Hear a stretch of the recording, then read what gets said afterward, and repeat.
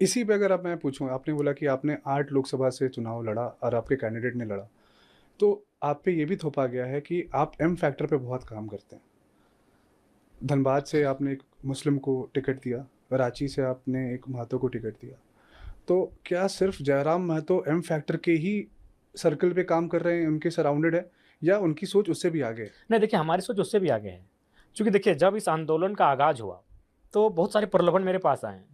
यहाँ तक लोगों ने कहा कि तुम स्कॉर्पियो के ऊपर स्पीच देते हो, तो एक स्कॉर्पियो ही हमसे ले लो, लेकिन हमें बख्श दो। अपनी सभाओं में हमारे खिलाफ मत बोलना, हमारी कंपनियों के खिलाफ मत बोलना। तो जब पैसा का प्रलोभन हम पे नहीं चला, बहुत सारे साम, दाम, दंड, भेद की नीतियाँ लगाई गई, तो फाइनली उन्होंने कास्ट को एराइज़ किया अच्छा। कि भाई चलिए इसको एक जाति में बाँध के रख देते हैं। लेकिन 3.5 लाख वोट और कुल 8 लाख वोट एक जाति के नहीं है।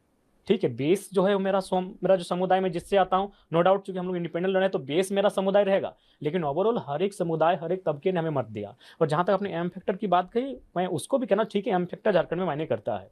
लेकिन उसके अलावा हमने हजारीबाग से वो कोयरी कुशवाहा समुदाय से थे।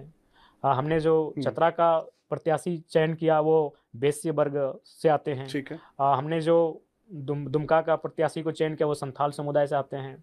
हमने जो सिंहभूम से प्रत्याशी का हुँ, चयन किया वो हो समुदाय से आते हैं। तो सभी समुदाय का मिश्रण रहा, हमने यादव समुदाय से कोडरमा में थे। अच्छा। तो ऐसा नहीं है। हमने हर एक वर्ग, हर एक तब चूँकि पहला चुनाव है, हुँ, हम लोग अभी बहुत चीज़ें और भविष्य में इम्प्लीमेंट करेंगे। करेंगे। लेकिन ओवरऑल हमने सभी को साथ लेकर और साथ जोड़ने का प्रयास किया है, चूँकि ये आवाज़ शोषितों की है, ये आवाज़ विस्थापितों की है, ये हुँ, आवाज़ झारखंड के हर एक युवाओं की आने है। वाले युवाओं के लिए। बिल्कुल। तो जैसे आपने बोला कि लोकसभा चुनाव में आपने हर एक वर्ग को हाँ, लोगों हर को एक साथ वर्ग को हमने लेकर साधने का चला है। प्रयास किया। क्या आपके लिस्ट में जब आप टिकट बाँटते हैं, तो उसमें सबसे पहली प्रायोरिटी 1932 रहती है कि अगर वो 1932 का पहले का है तभी मैं टिकट दूँगा, बाद वाले को नहीं दूँगा? देखिए, बिल्कुल प्राथमिकता हमारी जो इस झारखंड का मूलवासी है। देखिए, कहीं 32 का सर्वे है, कहीं 64 का है। तो जो हमारे मूलवासी हैं, कहने का तात्पर्य है जिनका इस राज्य के अलावा कहीं कोई संबंध नहीं तो है। क्या वो अभी तक हमारे सरकार में, झारखंड प्रदेश में इम्प्लीमेंट हो चुका है? नहीं इम्प्लीमेंट 2 बार सरकार ने प्रयास किया, लेकिन राजभवन से वो वापस हो चुका है। तो फिर देखिए, ऐसा क्यों? ऐसा रीज़न देखिए, सबसे पहला बात है कि इसी देश में जब लोग संविधान की बात करते हैं, कानूनों की बात करते हैं, तो मुझे नो डाउट कानूनों का सम्मान हर कोई करता है।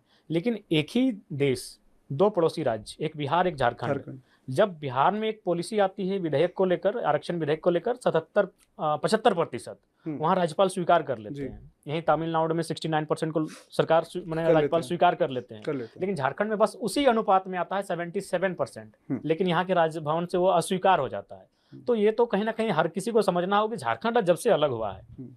यहाँ जो बाकी राज्य के लोग रहे हैं, उन्होंने इस सिस्टम को ही हाईजैक कर लिया है।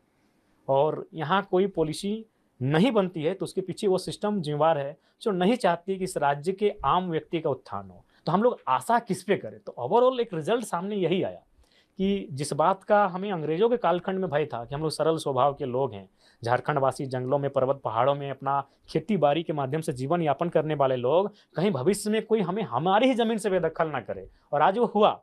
कहीं उद्यमियों के माध्यम से हुआ, हुँ, कहीं कॉर्पोरेट घरानों के माध्यम से हुआ और कहीं आज भूमाफियाओं के माध्यम से हो रहा है। तो इसका मतलब है कि इसी देश में बिहार में जब कानून बन के आता है, स्वीकार हो जाता है, झारखंड में जब कानून बन के आता है, तो अस्वीकार हो जाता है। इसका मतलब अगर कहीं कोई कमी है, तो इस झारखंड में जो सिस्टम बना है, हुँ, उस हुँ। सिस्टम में जो बैठे लोग हैं, उनमें कमी है। आपको